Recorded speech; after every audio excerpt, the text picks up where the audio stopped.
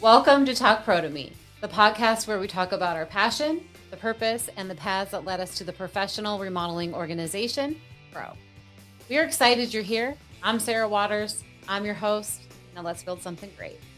This episode is brought to you by Signovation, where brands show up and win. I'm excited to kick off our podcast today. I've got two fantastic guests, Courtney Otte with the Modern Hive Interior Design and Nicole Winters with the Contracther Group. Welcome, ladies. Thank you so much for having us. Excited to have you. So tell us a little bit about your business. Courtney, we'll start with you. Yeah. So I have been in business since 2012. I started when I was 22 years old. Modern Hive Interior Design. We offer full service remodeling in terms of the design planning. Same with like new builds and also furnishing. So we kind of cover the full spectrum of interior design planning for your projects. We like to approach it with a very comprehensive fashion. So we map out a lot of the details on the front end. Nicole, what about your business? I started actually Winters Property Inc. in 2012 as well, where I bought real estate properties and began flipping them and had many learning opportunities that led me to getting my real estate license. Really realized that I loved the contracting side of things, and that's where the Contracther Group was born in 2023. And we focus on high-end custom remodels, full home transformations, and commercial tenant improvements. Very cool. And you have your contractor's license, right? GC? I do, yes. Very awesome. How many years in business for each of you? So I think if I do the math correctly, that would be 14 years. 14 years. Kudos. Yes, for me as well. Wow. Congrats, ladies. Yeah. And now the two of you, so you're kind of here together because you've built a partnership together where you kind of do some projects together. Tell us a little bit about what that's entailed. Well, what I really love about working with Nicole is that my firm is very detail oriented.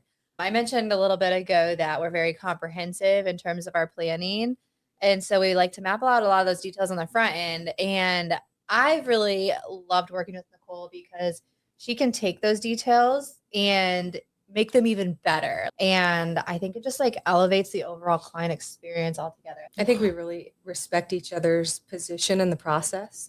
And Courtney and her team set a wonderful foundation for every project. And it really makes my job easier because as long as the front end is handled, it's really just about scheduling and making the project come to life.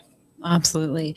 It's really cool to see a dynamic duo with two females in the construction industry, right? Because there is a little bit of a stigma that it is hard to break in as a female or get the respect necessarily. As two female leaders in the industry, what strengths do you think have really been key to being successful? I really think that the attention to detail and communication is a strong point to bring to every project, man or woman. I think that as long as you're bringing the professionalism and the attention to detail and communicating with the clients, you're going to be successful. Mm-hmm. I would also add a level of organization within your structure, whether it's like you and one other person or whether you have a team of people. I think having those processes in place just make all of our jobs easier. And from my experience working with some other females in the industry, I definitely do see that, and I can really appreciate that. I mean, the reality is it is kind of a male-dominated industry, right? Construction has seen very male. It's changing as more women come in. What do you think has been key and pivotal for you to kind of break into this industry? I think that for interior designers, we do have a little bit of a blend. So it's probably more female-dominated in terms of what I actually do. But I'm interested to hear what you have to say. I think early on, it was very difficult to prove yourself in the industry. When you're working side by side with these other contractors, male subcontractors, I'm very invested in everyone that I work with's success.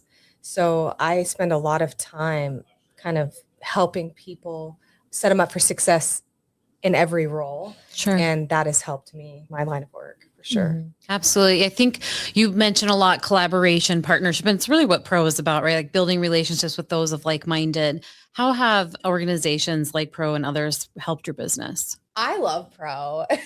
We love to hear that. Well. I've been involved in other industry organizations, and I just think that the community is very open, willing to accept you as like if you're new or you're new to the industry. I think everyone kind of like cheers each other on when, when we do go on pro tour or when we do submit an award, people will just come up to you that you've maybe never talked to and, hey, congrats on this. Or, at the networking events, People are always looking to connect, and I have not experienced something like that personally in an industry organization. So I really appreciate that about Pro. Awesome. Yeah. I would agree with Courtney. It's been very welcoming. I enjoy the education day, everyone being together. That's one of my favorite parts about it. And then just being able to talk with other general contractors and just being in a group that's supportive and understands what you're dealing with in this industry, because it is very difficult. So, it is. Yeah. It makes you feel like, your problems aren't unique to yourself. Correct. So I think sometimes as business owners, we get lost in our own head. Or like, oh, nobody understands. I'm experiencing this on my own. Like, it's so hard. But then when you do find that group of core people who also experience the same things, you're like, okay, maybe we can learn from each other. Like, how do we overcome this? Absolutely. You kind of mentioned like 14 years in business. That's a great success, right? Especially in this industry where many struggle because they know how to do the skill, but running a business is a totally different ball game. What do you think was a pivotal moment perhaps for each of your businesses where you're like, this is going to take us to the next level? Well, so I started really young when I was 22, and I didn't even know what service offerings I was really offering at that point in time. I was really just like learning as I go. And I think the moment that I got really serious was when I hired my first actual W-2 employee. I'm like, oh, okay, like we do need some processes and systems in place here. And so starting to just document everything. I think it just forced me to by hiring more people on my end. I think for me, so I've only been in Omaha for about 11 years. I spent a lot of time freelancing with other contractors and builders, just building those relationships. And I found myself spending a lot of time with the clients, listening to what they wanted, how they felt, what, were setbacks in projects, and really realized that it was something that I wanted to focus on. And so that's kind of where I just said, I'm going to go off and do this on my own. What in business, some people think it's just so luxurious. Oh, we set our own schedules and so forth. But what has been one of the biggest challenges you've had running your own business? I would say the people. Yeah. Navigate different personalities and make sure that you're giving the attention to the clients. Because the biggest complaints that I hear throughout every day, they didn't communicate with us. We didn't know what was going on. And I tend to over communicate. I always say, you don't have to respond, but this message is going out. I love those emails, by the way. I just like, I have to get it out, because if I don't, then again, you pick your hours, 2:00 in the morning, it's gotta happen. I think for me, it honestly was getting to a point where I actually took myself and my career seriously. It's not that I never did. It's just that, I talked a little bit earlier about like, oh, I brought on that employee and then I got serious. It's just kind of been like an organic progression for me, but learning how to scale has been really hard. Going from myself in my home office to 3 employees in a building where we actually all office out of. It's just a different set of growing pain points along every single phase of being a business owner. And so I've had to learn to become flexible, be a good delegator. I had to do a lot of learning on that. Delegation's not always my strong suit, but now I'm like, I can't not do it. Sure. I think it's interesting as we have a lot of you in and we kind of talk about business, no matter what realm it's in, whether it's merchandise to we're running organization and you guys doing construction and remodeling and design, the growth period is very similar, right? We all have it up here. We have to get it on paper and in processes and systems in order to grow. And it's so interesting to see kind of the same stories emerge on how you really get that business to a higher level. Yeah, absolutely. You ladies are doing a project on the Remodeled Home Tour in April 25th and 26th. Tell us how that came about and how you end up partnering together on it. Well, I see some smiles. This is a repeat client of mine. Kind of did the first phase where we did some touch-ups on the main level, and they really trusted us to guide their furniture build out on that main level. And so when they came back for, hey, now we're ready to actually remodel our primary suite and our laundry room and a couple other spaces, it's like, okay, yeah, this would be a good job for Nicole.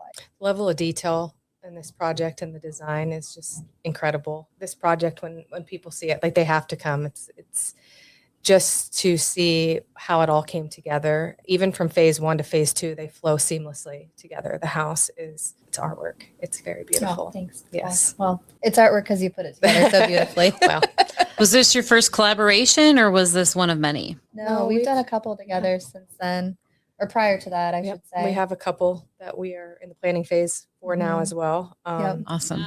How has the tour, I know, Nicole, it's new for you. How has it helped your business? Courtney, you've done it for several years now. It's just a really great opportunity to get our brand out there, create that brand recognition year after year. But I've also had a lot of really great, meaningful connections through the people coming through. And a couple of them have led to projects. And so we're always really excited about that opportunity, kind of educate people who might not be as familiar with the process of remodeling a project, like what that is like and what to expect. And Nicole, it's your first year. What excites you the most, or why get involved? I think too, just to showcase, I mean, marketing can only go so far, pictures only go so far, but when someone's able to actually look at the project and see detail that really goes into executing a design, it's going to be really exciting. What can consumers walking through the projects at tour expect coming into your project? Well, I would say that they can expect to see a really beautiful curated space. They can also expect to talk to either myself or Nicole or one of our staff members about how they can get involved in their own remodel project with us. But again, I mentioned the educational component. And I think over the last couple of years, that's been something really big that we've hit on, is just having an organic conversation, teaching people about here's what to expect. You know, it's not going to be fun. You're going to be living in a dust pile, but it'll be worth it in the end. A lot of people are thinking about doing a project and they want to talk through the anxiety of it. And if they're able to see the before and afters of this project and just see, like she said, it's not fun living through a construction project. This one, fortunately, they didn't live there while we did it, but more times than not, the clients are there and it's stressful. So, I mean, pictures just don't do projects justice, right? Like they're beautiful, but going in and really seeing a project in person is something different. So I encourage anyone looking, they definitely need to go in to see. And these are real projects that our homeowners are renovating their home. It's not just a spec home. So every house is different because you're working with different contractors, different designers. And so I think getting to see that perspective at several different homes is something neat. Yeah, I love that about the tour. And how the two of you become connected? How did we end up on a project together? Well, Nicole talked about how she was working for other people, kind of subcontracting. Oh, sure. It was project management, right? Yeah, so that's how I initially met her, was on my own basement job, and she was helping another contractor. And so she kind of helped run the project and would bring donuts over to my kids every morning. And so they love her.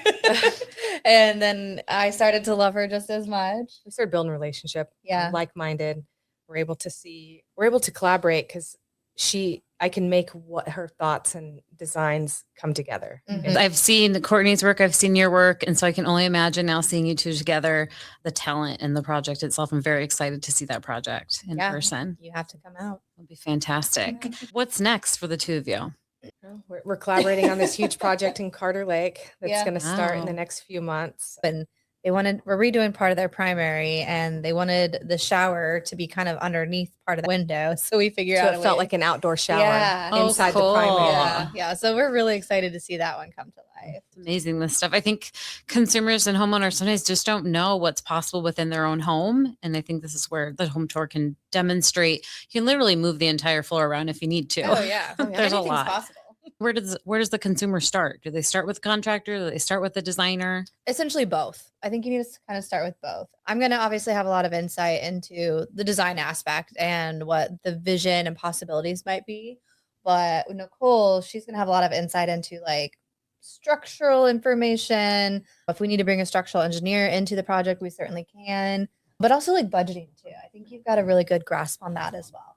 So I think when you're planning a project, having us both out at the same time or starting the conversation with both of us at the same time, I feel like that's actually really valuable, because if you just start with a contractor, they're not going to understand the vision. The contractor is not going to know how to bid the project appropriately. But if you start with me, we can dream up anything, but it might not align with the budget. And so it's having those initial conversations up front from both ends to make sure everyone's aligned at the end of the day. Do you think that most consumers come in with a realistic budget and expectations?